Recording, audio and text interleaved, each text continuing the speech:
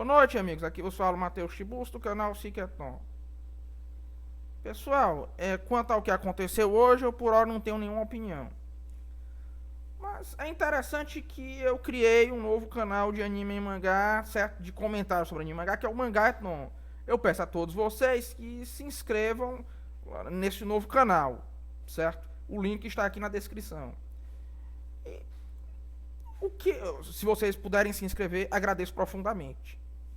Agora uma pergunta. O que eu aprendi vendo anime e vendo mangá? Isso me ensinou alguma coisa? Resposta: muito. Em primeiro lugar, isso me trouxe uma quantidade muito grande de referências a que eu não poderia ter acesso normalmente, certo? Porque você tinha, tanto nessas obras em si quanto nesses meios, uma quantidade enorme de referências. E referências muitas vezes obscuras. Tinha um anime, né? Um anime muito obsceno, até um pouco pornográfico, certo? Mas que era muito bom, chamado Minemozinho. Não recomendo esse anime, certo? Que é um anime muito maluco, né? Ele foi feito para comemorar o aniversário de uma emissora. Então a emissora deu ao estúdio, né? Eu acho que era Bones, não tenho certeza, uma carte blanche para fazer o que quisesse. Aí fizeram um anime muito maluco. Mas esse anime tinha uma quantidade tão grande de referências que eu saí desse anime, eu acho que com uns 20 ou 30 livros para ler, só com as referências que tinha lá. Então era uma quantidade tão grande de referências, porque o Japão era um país cuja intelectualidade, cuja classe letrada tinha uma cultura extraordinária. O Donald Kine, que foi o crítico literário, era talvez o maior especialista, considerado o maior especialista do mundo em literatura japonesa, dizia o seguinte, né? Que quando ele ia conversar nos círculos intelectuais japoneses, ele ficava perdido, porque ele não entendia o que eles falavam sobre literatura, sobre filosofia, etc. E olha, o Donald Kine não é uma pessoa que de baixo nível, não é uma pessoa assim que tenha tido uma formação ruim, né? Ele estudou na Universidade de Colômbia, né, naquela época de origem das artes liberais, né? Inclusive ele foi da última turma do Bertrand Russell. Ele foi muito na vida dele. Era um cara que tinha muito estudo, muito conhecimento, viajou o mundo inteiro, né, também, mas que ele não conseguia conversar com esses intelectuais japoneses quando ele estava lá. Que, aliás, o Kine fez um péssimo trabalho de divulgação do cânone japonês. Então, de certa forma, eu tive acesso a muita coisa nesse meio. Outra coisa que é muito importante, certo?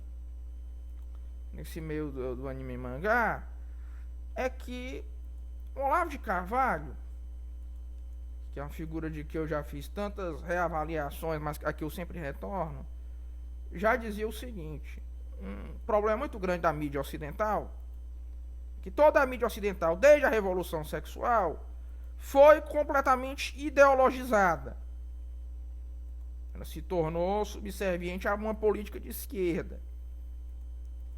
E no caso, o anime e mangá, em grande parte, eram algo que você não tinha esse tipo de elemento como tem mesmo em Hollywood. Então, isso fez com que eu perdesse a reverência estética que uma pessoa normalmente tem pela esquerda, pelas ideologias. Isso é algo que eu não tive. Então, nisso, ver anime e mangá certamente me ajudou muito. Aliás, eu sou uma pessoa que na vida teve pouquíssima reverência ao cânone cultural da esquerda. Tive e hoje tenho menos ainda, com exceções. Mas, de certa forma, o anime e mangá, o tempo que eu passei nisso aí, fez com que o esquerdismo ficasse fora do meu imaginário. E no lugar, entraram coisas muito importantes. Não só em termos de referência, mas também nessa questão de cultura pop japonesa, você tinha coisa mais importante, que era o seguinte: eles conseguiram levar a animação e o desenho a um grau superior de abstração. Porque no cinema, tudo é condicionado às leis da física. Você pode até criar algo que seja, digamos assim, incongruente em relação à física, né? Mas é difícil. Já no anime e mangá, o anime e mangá, eles levaram, certo, a um extremo essa capacidade do desenho de representar o abstrato, de representar o que está além do imediato. É por isso que os animes e mangás foram representações que tão bem cumpriram esse desiderato de estar naquele grau mais alto de abstração, que o Giambattista Vico chama de universal fantástico. E isso me privou de ser uma pessoa que acreditava em tolices por falta de imaginação. Porque não tinha imaginação para ir além das tolices que me eram apresentadas.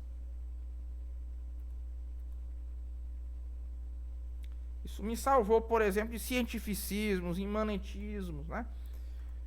E isso me ajudou a pensar melhor. Porque, aliás, o anime e mangá, né, eles representam muito bem essa figura do monólogo, essa figura do solilóquio. E acabou que eu aprendi com isso a pensar melhor sobre as coisas. Isso é algo que eu jamais vou